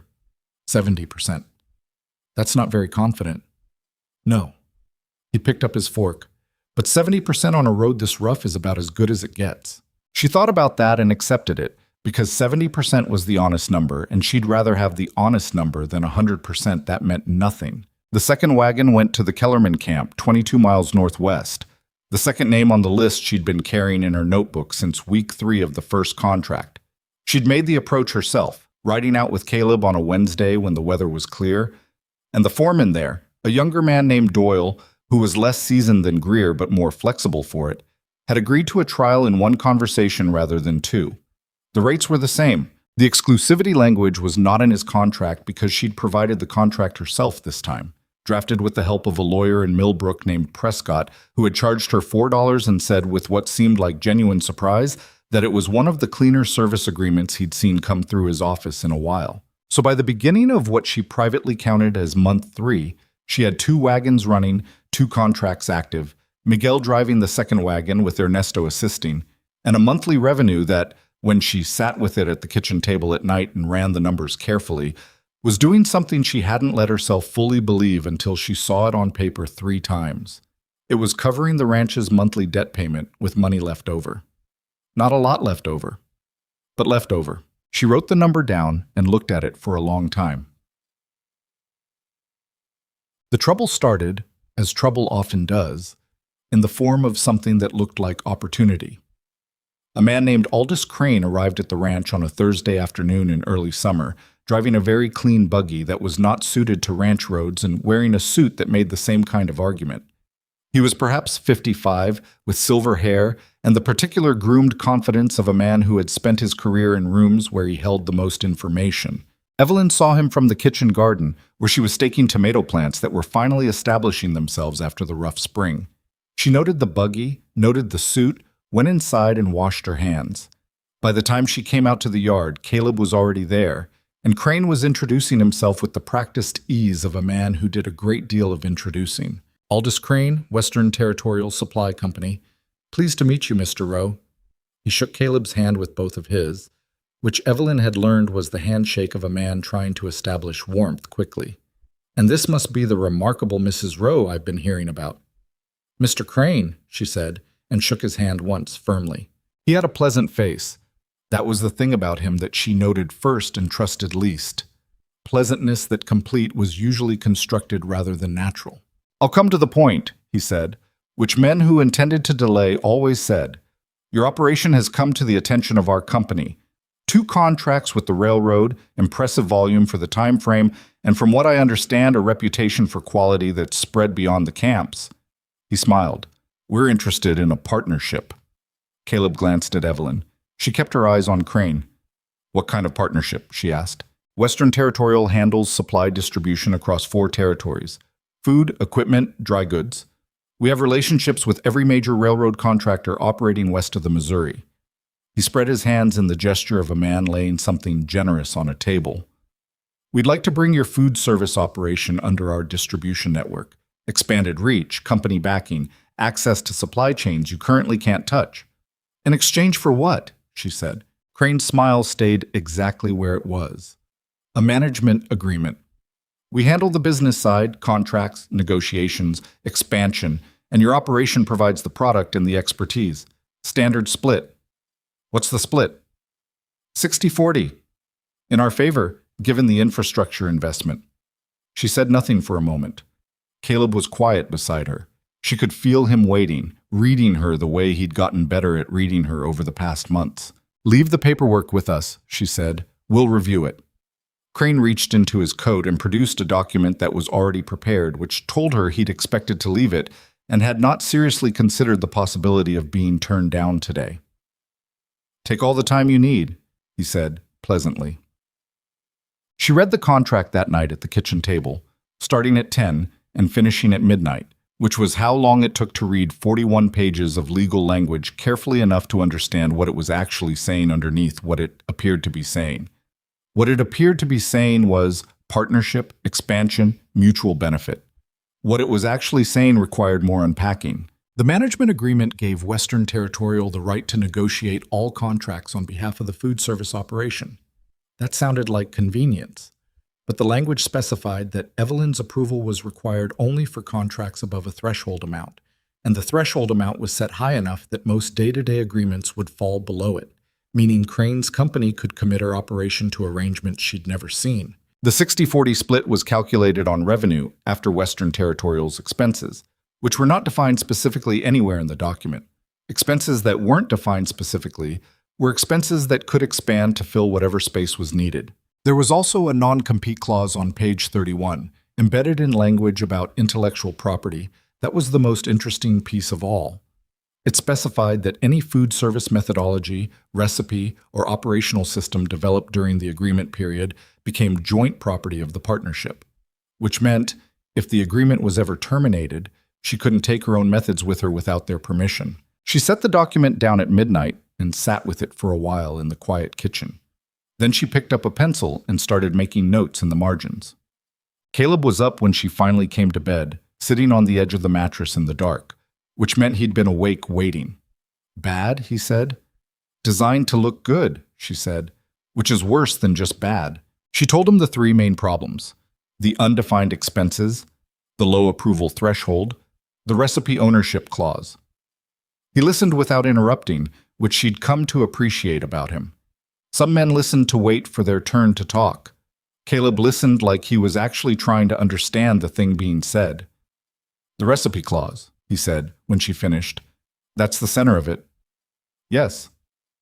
Without your methods, your operation is just a wagon and a range. That's what they're counting on. She lay back and looked at the ceiling. If we sign, they get a business they can eventually run without us. If we don't sign, they've at least learned enough from the inquiry to copy the basic model. Can they copy it? She thought about that honestly. The model, maybe. The execution. She paused. Miguel and Ernesto won't work for a company. Danny won't. Walt definitely won't. And the relationships with Greer and Doyle are personal. They deal with me. So your advantage isn't the idea. It's the people. And the trust, she said, which took months to build and can't be transferred in a contract. He was quiet. Outside, the summer wind moved through the yard with a dry sound. What do you want to do? I want to find out who sent him, she said. Crane didn't come up with this himself. He's a representative. Someone above him decided your wife's wagon kitchen was worth 41 pages of legal effort. Caleb turned that over. The railroad? Possibly. Or someone with railroad interests who's watching the supply chain and doesn't like uncontrolled variables. She closed her eyes. I need to talk to Prescott. The lawyer. Monday morning. What? Prescott's office in Millbrook was on the second floor of a building that also housed a surveyor and a dentist, and the three practices coexisted in a building that smelled persistently of nervousness. Evelyn climbed the stairs Monday morning and laid the Western Territorial contract on Prescott's desk without preamble. He was a small, careful man in his 60s who read legal documents the way she read recipes, with focused attention to what the components were actually doing, not just what they were called. He read the Crane contract for 45 minutes while she waited, and he made small sounds occasionally, the kind that weren't words but communicated something. When he finished, he looked up.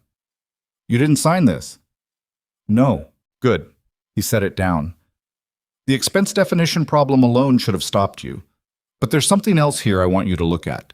He turned to page 22 and pointed to a clause she'd flagged but hadn't fully decoded. This grants Western Territorial the right to act as your legal representative in any dispute arising from operations under the agreement. She looked at the clause again. Meaning, if I have a problem with one of the camps, meaning if you have a problem with Western Territorial, they represent you in the dispute against themselves.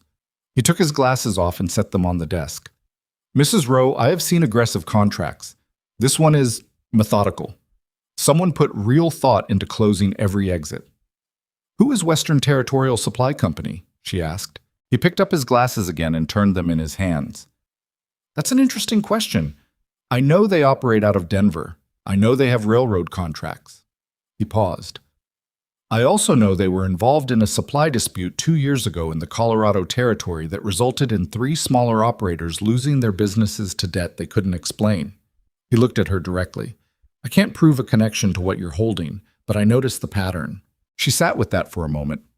What would you suggest? Don't sign. Return it with a polite letter declining. He paused. And document everything from here forward. Every payment, every contract, every communication. If they push further, and I think they might, you want a paper record that's complete. What if they push in other ways? He understood what she meant. Then you come back here and we talk about what options look like at that point. He picked up the contract and handed it back to her. You're building something real, Mrs. Rowe. Real things attract people who want pieces of them. That's not new. The question is whether you're ready for it. She took the contract. I'm getting ready, she said. Crane came back 2 weeks later, which she'd expected. He was less pleasant this time, not rude, but the wattage on the smile had dropped noticeably, and what was underneath it was more visible. She met him in the yard, same as before, but this time Caleb was in the barn, and she'd told him to stay there unless she came for him, because she wanted this conversation on her terms. You've had time to review, Crane said. I have. I'm declining. He nodded slowly like he'd heard the word but was still processing whether it applied to him. May I ask your specific concerns?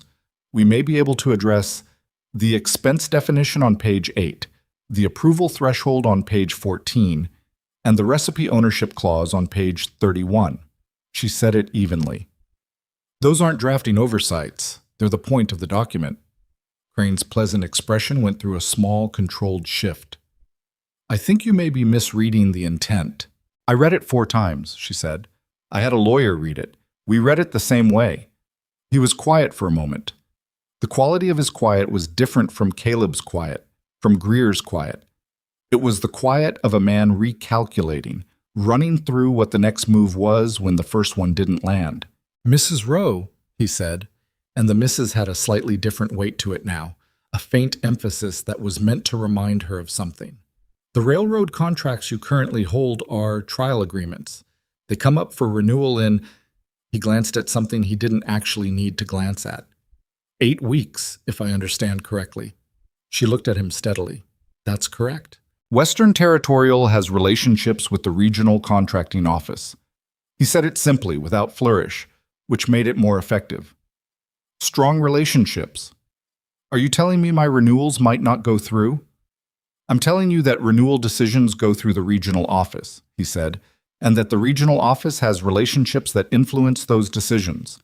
I'm not making any promises in either direction. She held the look for a moment longer than was comfortable for either of them. Then she said, I'd like you to leave my property, Mr. Crane. His expression settled into something that was not anger, but was the face behind the pleasantness, which was colder and more useful to understand than anything he'd shown before. I hope you'll reconsider. I won't. He left. She watched the clean buggy turn out of the yard and go back down the road toward Millbrook, and she stood in the sun and felt the particular sensation of a situation that had just gotten larger than she'd planned for. Caleb appeared from the barn. He'd heard most of it. The yard wasn't big and he hadn't stayed as far back as she'd asked, which she decided not to address right now. He threatened the renewals, Caleb said. He suggested the renewals might be influenced. There's a legal difference. Is there a practical difference? She thought about Greer and the 12-week contract she'd signed, which had a renewal clause that required the regional office's approval stamp. She thought about Doyle and the Kellerman Camp contract, which had the same structure because all the railroad contracts came from the same regional template. She thought about 8 weeks. Come inside, she said. I need to write some letters.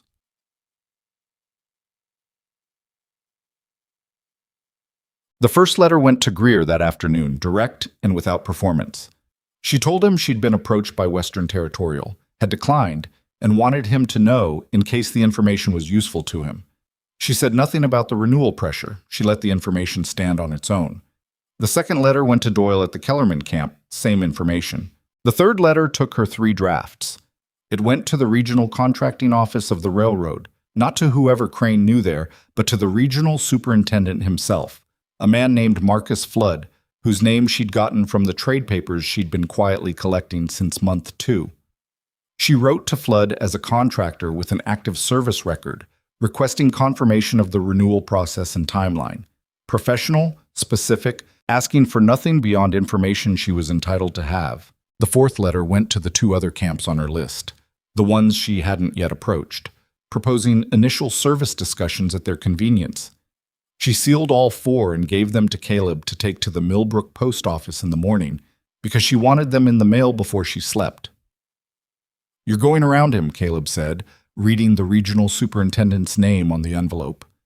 "I'm going over him," she said. "There's a difference." He turned the envelope in his hands. He had changed since she'd arrived. She'd been watching it happen so gradually that she sometimes had to compare the current version to the memory of the man who'd waited at the Laramie depot to see how much had shifted. The guardedness was still there, but something else was there too now, something that looked like trust. Not the general kind, but the specific kind, the kind you built toward a particular person over time, which was the only kind that mattered. "What if Flood is also in Crane's pocket?" he said. "Then I find out now rather than at renewal time," she said, "and I start looking for other options now." Other options like what?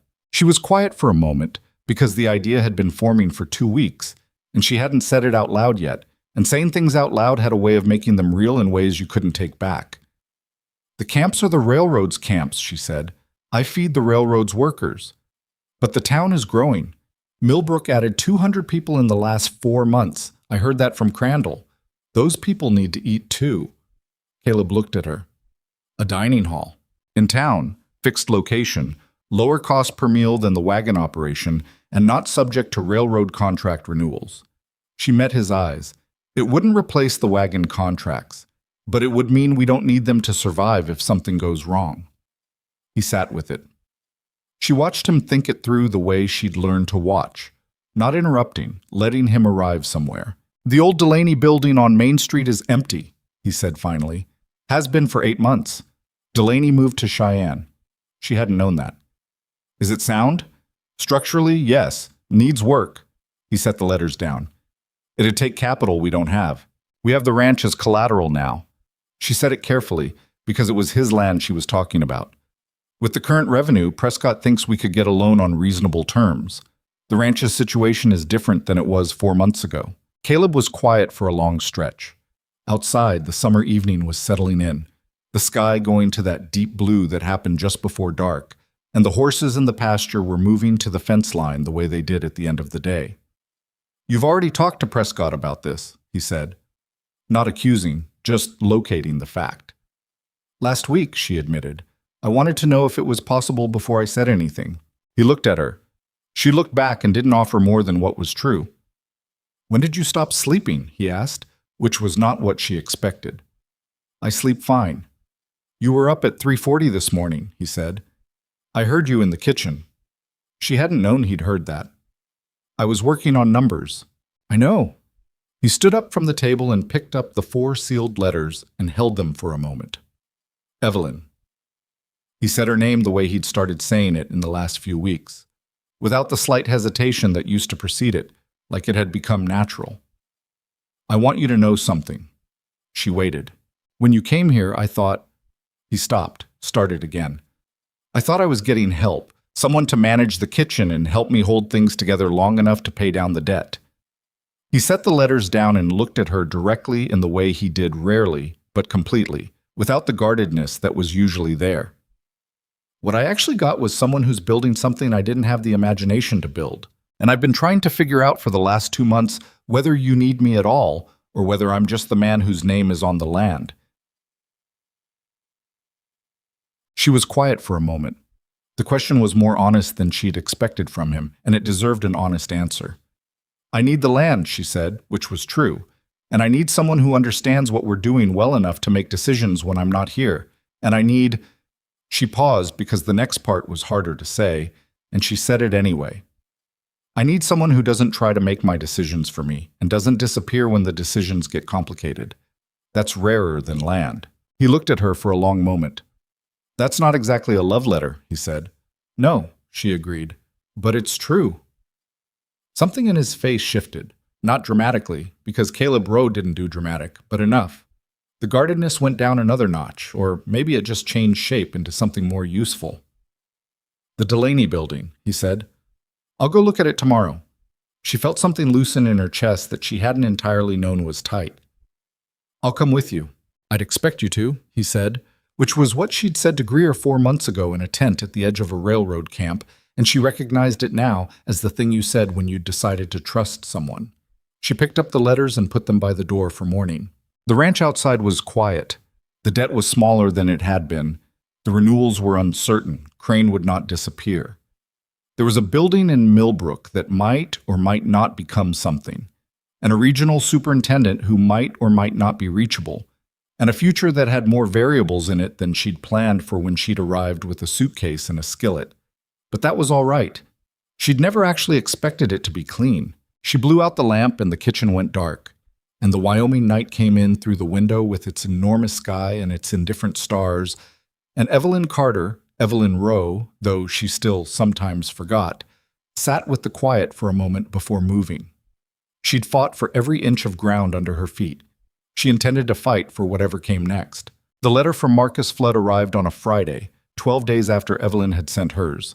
She was in the kitchen garden when Caleb came out with it, and she knew from the way he was walking, not fast, not slow, just deliberate, that it was something that required her full attention. She pulled off her gloves and took the envelope and opened it standing in the sun between the tomato rows, which were finally doing what tomatoes were supposed to do after the rough start they'd had. Flood wrote the way administrators wrote, formal, measured, every sentence doing exactly one job. He acknowledged her inquiry. He confirmed that contract renewals for independent food service operators were processed at the regional level and that approval was standard for contractors with satisfactory performance records. He noted that her service agreements with Camps Greer and Kellerman had received positive operational reviews. And then, in the second-to-last paragraph, he wrote something that she read twice to make sure she'd read it right. "It has come to this office's attention that a third-party firm recently approached your operation regarding a management acquisition. I want to clarify that this office does not factor third-party business relationships into renewal considerations for independent contractors in good standing. Performance is the relevant metric." She lowered the letter. "Well," Caleb said. "Crane doesn't have Flood," she said. "Or if he does, Flood isn't going to use it this way."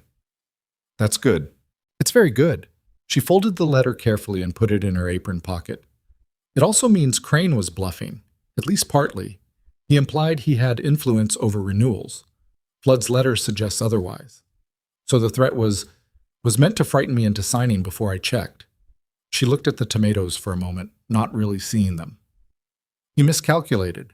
He thought I'd be too worried about the renewals to write to the man who actually controls them." Caleb was quiet. "What does he do now?" "I don't know," she said. "But I know what we do." What they did was move fast, which had always been her instinct when a window opened, go through it before it closed. The Delaney building in Millbrook was a former dry goods store that had good bones, a serviceable chimney, and 6 months of neglect that manifested as grime and a wasp's nest above the back door that Pete dealt with on the first day of work, wearing 2 hats and an expression of profound reluctance. The space was larger than it looked from outside, long and deep, with a back room that Evelyn immediately saw as the kitchen and a front room that could seat 40 people if the tables were arranged without vanity. Prescott had arranged the loan in 10 days, which was faster than she'd expected. The ranch's improved revenue made the case. The numbers did what numbers did when they were on your side. Caleb signed the papers without ceremony and handed her the copy without being asked, which was its own kind of statement. The renovation took 3 weeks. She worked it alongside the wagon operation, which meant she was doing 2 things at once and doing neither of them perfectly, which she accepted because the alternative was doing one thing and leaving the other undone. And she didn't have that kind of time. Walt managed the ranch with minimal oversight and complained about nothing, which was his version of extraordinary loyalty. Miguel and Ernesto kept the Kellerman wagon running. Danny handled Greer's camp with a competence that still occasionally surprised her and probably shouldn't anymore. She hired 2 women from Millbrook for the dining hall kitchen, Clara, who was 30 and had worked restaurant kitchens in St. Louis before following a husband west who'd subsequently left, and a younger woman named June, who had no professional experience but had the right hands and the right attitude, which Evelyn had decided were more teachable assets than technique. The dining hall opened on a Tuesday in late August. She'd chosen Tuesday deliberately, not a weekend when novelty might inflate the numbers and mislead her, but a plain working day that would give her an honest count. 31 people came the first day. She knew most of them by sight from Millbrook errands. Crandall was there, which she found touching, and the surveyor from Prescott's building, and a table of railroad supply men who were in town for the week and had heard about the place from someone at one of the camps. Clara ran the kitchen with a focused efficiency that Evelyn watched with the satisfaction of having made a good hire. June burned 2 batches of biscuits and salvaged the third, and didn't make excuses about the first 2, which Evelyn respected. At the end of the day, she sat at the empty front table with her ledger and her pencil and ran the numbers. 31 people, average meal price, costs against revenue. The margin was thin, thinner than the wagon operation, which ran leaner once the setup was established. But it was positive, and it was the first day, and she wrote the number down and moved on. Crane made his last move 6 weeks after the dining hall opened, and she almost missed it. It came not as a visit, but as paperwork. A filing with the Territorial Business Office in Cheyenne challenging the validity of her food service contracts on the grounds that her operation lacked proper territorial licensing for commercial food distribution. The challenge was technically based and legally dressed, and if she hadn't had Prescott reviewing her business documents on a monthly basis, she might not have heard about it until the damage was done. Prescott sent a rider with the news on a Thursday. She was in the dining hall kitchen when the rider arrived, and she read the message twice and felt something that was not quite fear and not quite anger, but lived between them. The feeling of a person who has been patient with an adversary long enough to be genuinely tired of it. She rode to Prescott's office that afternoon. "How serious is it?" she asked before she'd fully sat down. "As filed, it's a problem. The territorial licensing requirement he's citing is real." Prescott had the challenge document in front of him, annotated in pencil. However, the requirement applies to distribution networks, not to individual food service operators. His interpretation is creative. "Can you argue that?" "I can argue it well." He looked up. "But arguing takes time, and the filing creates a cloud over your contracts in the meantime. Greer's renewal is in 3 weeks. A legal challenge on the books might give the regional office reason to delay." She thought about Flood's letter. Flood said performance was the metric. Flood said that in a letter, not a legal proceeding. Prescott set his pencil down. "There's another option. The licensing requirement Crane is citing, you could simply obtain the license. It's a territorial filing, $30, takes about 10 days. She looked at him. "Why didn't I have it already?" "Because you don't technically need it for what you're doing. He's arguing you do, which is wrong, but obtaining it makes the argument moot." He paused. "The license also expands what you're legally authorized to do. Supply contracts, not just food service. Distribution." She sat with that for a moment. Distribution. If you had the license and chose to pursue it, dry goods, equipment, anything moving along the railroad line, you'd have standing to bid those contracts. He watched her carefully. "I'm not suggesting it necessarily. I'm noting what the license opens." She thought about Crane's company, Western Territorial Supply, supply distribution across 4 territories, relationships with every major railroad contractor. She thought about what Crane had actually been afraid of when he'd walked into her yard with his clean buggy and his constructed smile. It wasn't the wagon kitchen. The wagon kitchen was small. What he'd seen, what had made 41 pages of legal effort seem worthwhile to someone, was the trajectory, what it was becoming. "File for the license," she said. "Today, if possible." Prescott filed the challenge response and the licensing application simultaneously, which was elegant in a way she appreciated. It answered the attack and made it irrelevant in the same motion. The territorial office processed both within the week. The challenge was dismissed on the grounds that the licensing requirement didn't apply to her operation as structured. The license itself arrived 8 days later. She held the territorial distribution license in her hands at the kitchen table and thought about the woman who'd stepped off a train in Laramie 4 months ago with $3 and a skillet and a plan that went exactly as far as survive. That woman felt very close and very far away at the same time.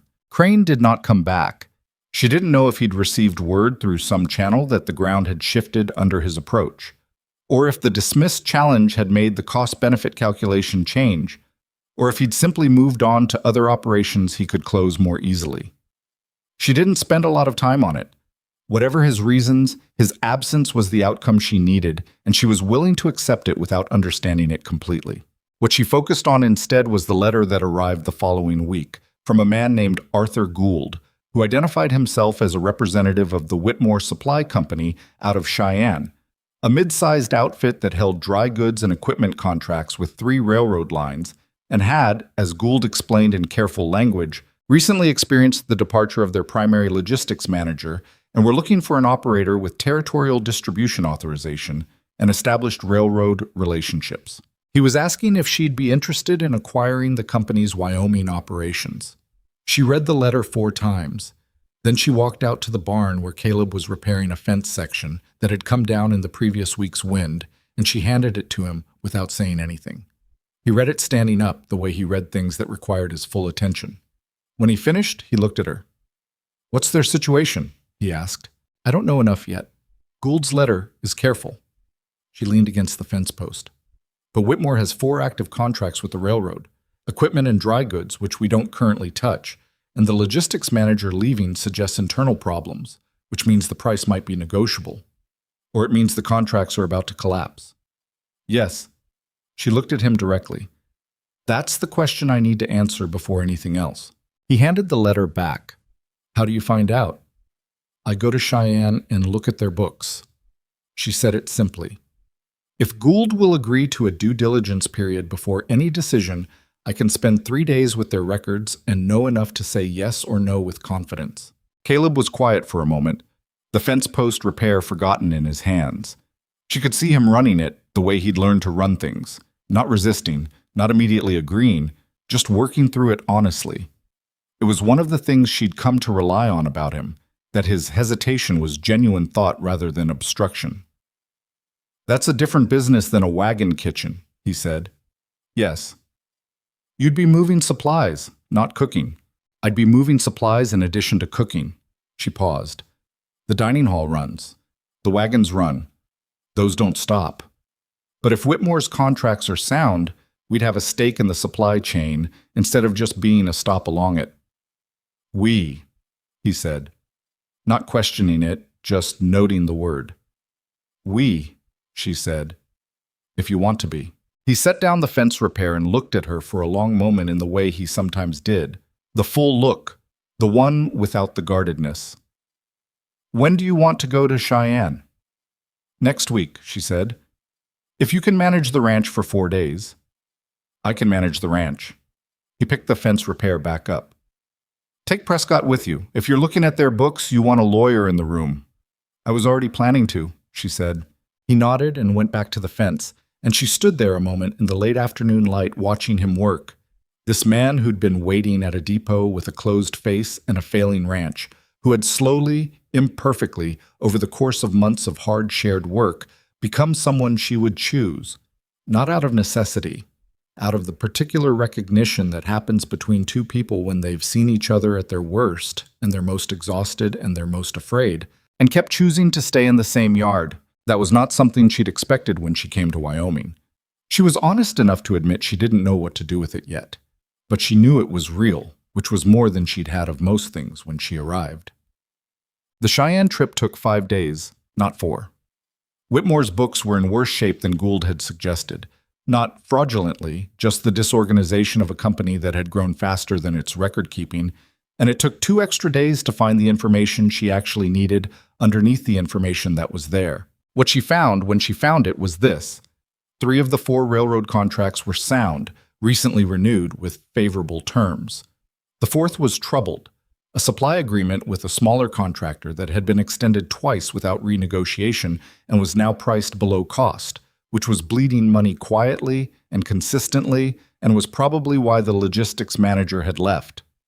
The equipment inventory was solid, the supplier relationships were intact, just unmanaged. Prescott sat across from her in the Cheyenne hotel room on the 4th night, both of them tired and surrounded by ledger pages, and said, "It's fixable." The fourth contract has to be terminated or renegotiated immediately, she said. That's the condition. Gould might not accept that. Then we don't buy it. She looked at the numbers. But the other 3 contracts plus the inventory, if I can get it at the right price and terminate the bad contract before acquisition, the whole operation is profitable inside 6 months. Prescott looked at her over his glasses. You've been doing this math for 3 days. I've been doing this math since I read Gould's letter. She gathered the relevant pages into a pile. What's your read on Gould? Will he negotiate? He's motivated to sell, Prescott said. The company has momentum problems, and he knows it. Whether he'll accept the contract termination as a condition? He paused. I think he might. He's practical. She wrote down an offer number, showed it to Prescott. He raised an eyebrow. Low, he said. It accounts for the bad contract liability, she said. And it's a real number, not an opening position. I don't want to negotiate up from something artificial. I want to say the number I mean and let him decide. Prescott looked at the number again. You know, in 30 years of practice, I have watched a great many people handle money. He took his glasses off. Most of them, when they have some, spend the next conversation trying to look like they have more. You're the first person I've met who does the opposite. She wasn't sure that was a compliment exactly, but she thought it was. Does it work? She asked. More often than the alternative, he said. Gould accepted the offer with the contract termination condition, which Prescott finalized over 2 days of document work that left him visibly tired in a way that suggested he didn't usually draft this much paperwork in a week. They rode back to Millbrook on a Friday, and Evelyn sat in the train car watching Wyoming roll by outside the window and felt something she didn't have an immediate word for. Not triumph. Triumph was too clean for what this was. It was more like the feeling of having carried something very heavy for a long time and being able to set it down. Not because the work was over, but because you'd made it to a place where the weight was distributed differently, more bearable, held between more people and more structures than just your own 2 hands. Walt met them at the Millbrook station with the ranch wagon, which surprised her because she hadn't asked him to. How'd you know what train? She asked. Caleb telegraphed from the ranch. I came and waited. He took her bag without asking and put it in the wagon. Everything go all right? Yes. He nodded once. Good. He climbed up to the driver's seat. Danny made a mess of the cornbread last night trying to follow your recipe. Thought you should know. How bad? It was more of a concept than a cornbread. He clucked the horses forward. He was sorry about it. She almost laughed. And then she did laugh, properly. The kind that came from tiredness and relief and the ordinary absurdity of life continuing to be itself, regardless of what large things you were doing in the middle of it. Caleb was on the porch when the wagon pulled in, and he came down the steps with the deliberate walk of someone who'd been waiting and was trying not to look like it. Done? He said. Done, she said. We own Whitmore's Wyoming operation as of Monday. He absorbed that. We. Your name's on the ranch. My license is on the distribution. She looked for the word. Interconnected. That's one way to put it. Something moved in his face. Not the guarded thing, the other thing, the one she'd been watching come forward since the early months. Come inside, I made dinner. She stopped. You made dinner. Walt took the men into Millbrook for the evening. He had the expression of someone who'd planned something and was hoping it hadn't been a mistake. So it's just us, and I made dinner, and it's probably not as good as yours. What did you make? Beef stew. He paused. And cornbread. She looked at him for a long moment, this imperfect, difficult, honest man who had waited at a train depot with a closed face and a failing ranch and had slowly, painstakingly become someone she was glad to come home to. Is it better than Danny's? She said. Everything is better than Danny's cornbread last night. She went inside. The stew was good. The cornbread was uneven, darker on the left side, which was the same problem she'd had with the wagon range before she'd adjusted the heat, and she suspected he'd had the damper wrong. But it was real, and it was edible, and he'd made it, which was its own kind of thing. They ate at the kitchen table, the 2 of them, in the quiet of the ranch house with the summer evening coming through the window.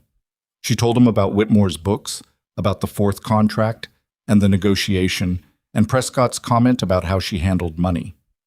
He listened the way he always listened, completely. "What's next?" he said when she'd finished. She thought about it honestly.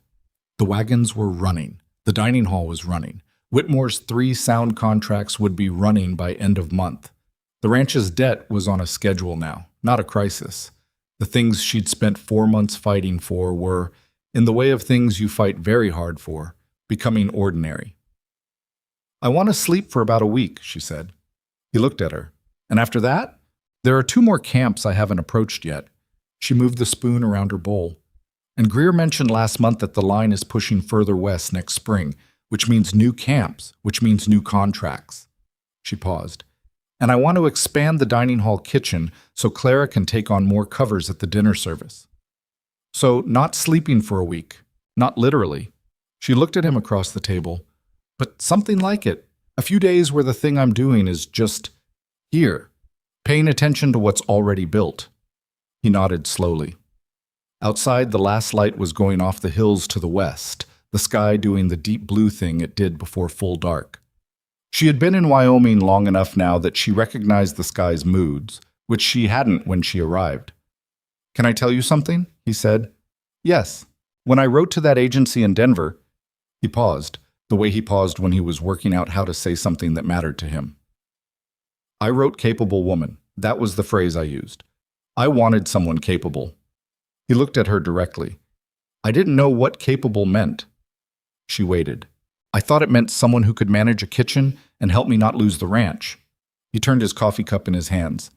"I didn't think it meant someone who would change what the ranch was, who would change what I was thinking about when I looked at it." He set the cup down. "I'm not saying that to make a speech. I'm saying it because you should know it." She sat with that for a moment. It was not a love letter, same as what she'd said to him in part 4 of this long, strange season. But it was true, which was more than most declarations were.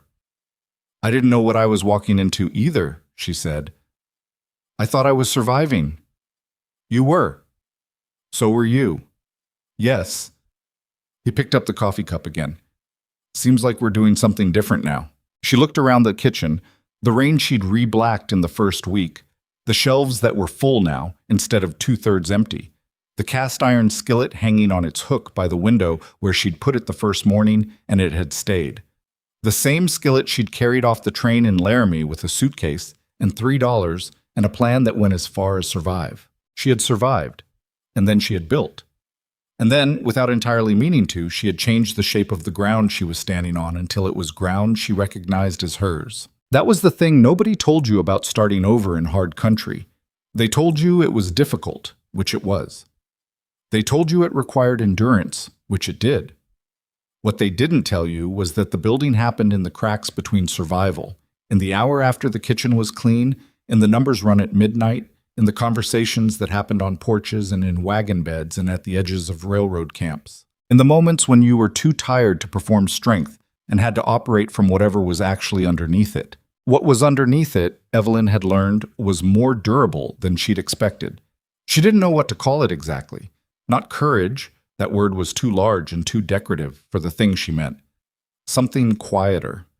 Something that was less about not being afraid and more about being afraid and moving anyway. One number at a time, one meal at a time, one difficult conversation at a time, until the afraid became familiar enough to work alongside. She had walked into Wyoming as a woman with nothing expecting, nothing. She was leaving that version of herself in this kitchen, at this table, with the stew getting cold and the cornbread slightly burned on the left side, and the man across from her waiting in the comfortable way of someone who no longer felt the need to fill every silence. That was enough. More than enough, actually, though she'd probably never say it that way out loud. "The cornbread," she said. "You had the damper too far closed." Caleb looked at his cornbread. "I thought it needed more heat." "More heat isn't the same as better distribution." She pulled the remaining piece toward her. "I'll show you next time." He looked at her across the table with the door fully open now. No guardedness, no calculation, just a man who had gotten considerably more than he'd planned for and had decided that was all right. "All right," he said. Outside, the Wyoming night settled in with its enormous weight of stars, pressing down on the ranch and the town and the railroad camps and the long, pale roads connecting them. And none of it cared about the people moving along it, which was simply the nature of the land. The land had been there before them and would be there after. But the roads they'd put into it were real. The buildings were real. The contracts, and the ledgers, and the wagon tracks, and the people fed and the debt paid down. All of it real. All of it made from the same thing. The particular stubbornness of a woman who had arrived with almost nothing and had refused at every turn to let that be the end of the story. It was not the end. It was just the point where the story became too large to need telling anymore, because it had become the place itself, woven into Millbrook's main street and the railroad camps to the west and the ranch that was no longer just surviving, and that was where good things went when they finally took hold. Into the ground, into the ordinary, into the shape of everything that came next.